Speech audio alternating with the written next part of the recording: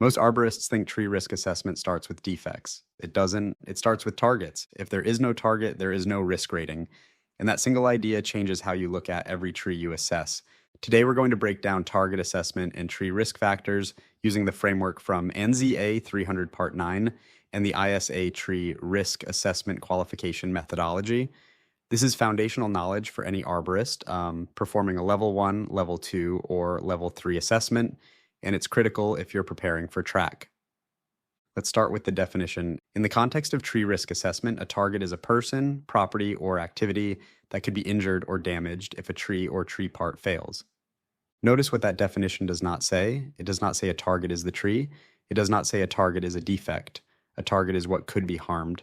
And ZA 300 Part 9 and the ISA TRAQ system both emphasize that risk is the combination of the likelihood of failure, the likelihood of impact, and the consequences of failure. Targets directly influence two of those three components, likelihood of impact and consequences of failure. So before you even evaluate the defect, you should be asking, what is beneath this tree? How often is it occupied? How long is it occupied? What would happen if this part failed right now? This is where many assessments go wrong. Arborists see decay, cracks, included bark, and immediately start thinking about removal.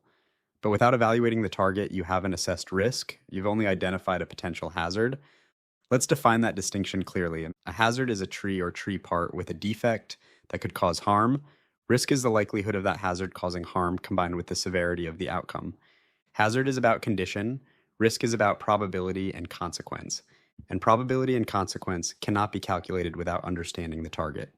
Now let's break down the three core tree risk factors defined in the TRAQ methodology. First, likelihood of failure. This is the probability that a specific tree or tree part will fail within a given time frame. This is where you evaluate defects, structural integrity, load factors, species characteristics, site conditions, and exposure to wind or soil saturation. Second, likelihood of impact. This is the probability that the failed tree or tree part will strike the target. This is entirely dependent on target presence and occupancy. A tree limb over a vacant field has a low likelihood of impact. That same limb over a playground during school hours has a high likelihood of impact. Third, consequences of failure. This evaluates the severity of damage or injury if the tree part strikes the target. Striking a lawn is minor. Striking a vehicle is significant. Striking a person could be severe or catastrophic.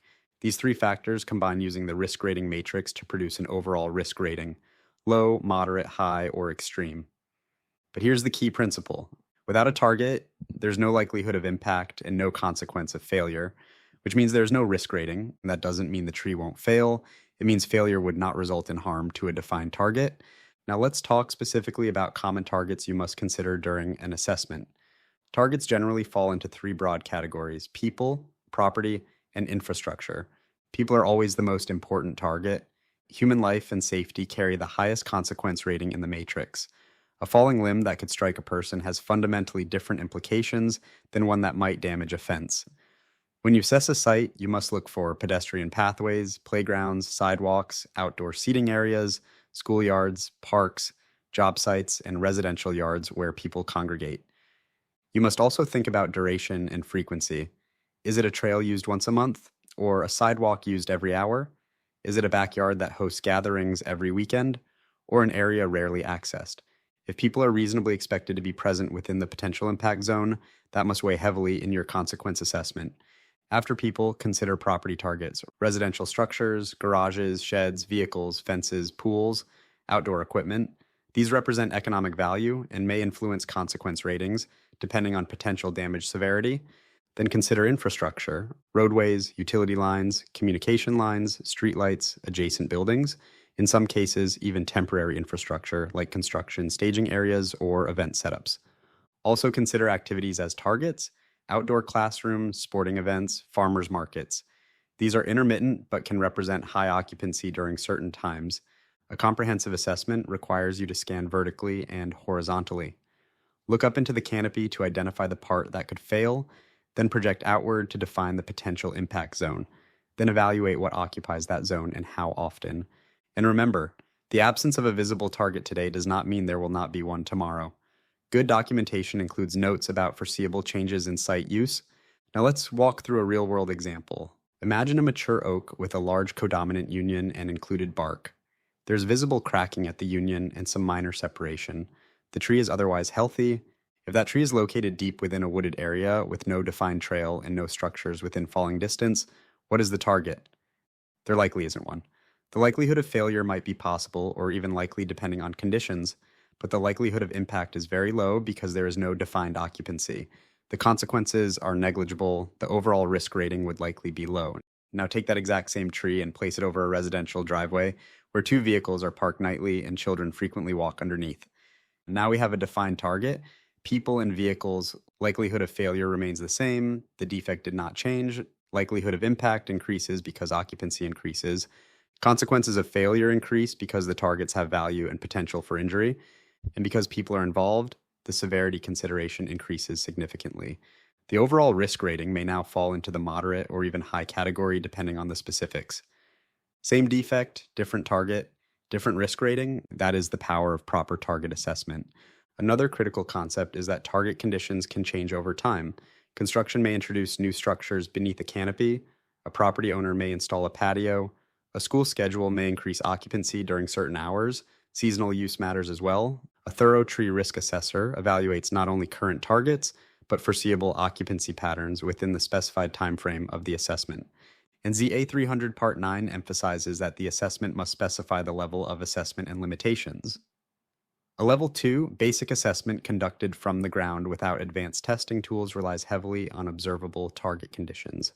A Level 3 advanced assessment may incorporate more detailed failure analysis, but target evaluation remains essential. Let's address a common misunderstanding. Tree risk is not the same as tree health. A tree can be biologically healthy and structurally compromised. A tree can be structurally compromised but pose minimal risk due to lack of targets. And a tree can be structurally sound but represent elevated risk if high-value targets are consistently present beneath it. Risk is contextual, it is not emotional, it is not aesthetic, it is a structured evaluation based on defined criteria. Another misunderstanding is assuming that any defect equals high risk. Defects influence likelihood of failure, but without target exposure, the overall risk may remain low. That is why blanket removal recommendations without documented target analysis do not align with ZA 300 Part 9 standards. Professional tree risk assessment requires disciplined thinking, identify the tree part, identify the defect, evaluate likelihood of failure, define the target, evaluate occupancy and likelihood of impact, assess consequences, apply the risk matrix, document limitations, and provide mitigation options. Mitigation may involve pruning to reduce load, cabling or bracing, restricting target access, or removal if risk exceeds acceptable thresholds. But the decision framework always returns to this question. What is the target? If you're preparing for TRAQ, remember this. The exam does not test your fear of defects. It tests your understanding of probability and consequence within a defined framework. And if you're practicing in the field, your credibility depends on your ability to explain risk logically and defensibly to clients, municipalities, and property owners. Tree risk assessment is not about finding reasons to remove trees. It is about objectively evaluating the interaction between tree condition and target presence. So the next time you approach a tree with visible defects, pause before making assumptions. Look down, look around, and identify the target. Because tree risk doesn't start with the tree, it starts with what the tree could strike. And when people are within that impact zone, your responsibility as an assessor becomes even greater. And without a target, there is no risk rating. Thanks for listening to the Arborist-podcast. Let's keep building your arborist knowledge one domain at a time. If you found this useful, please like and subscribe.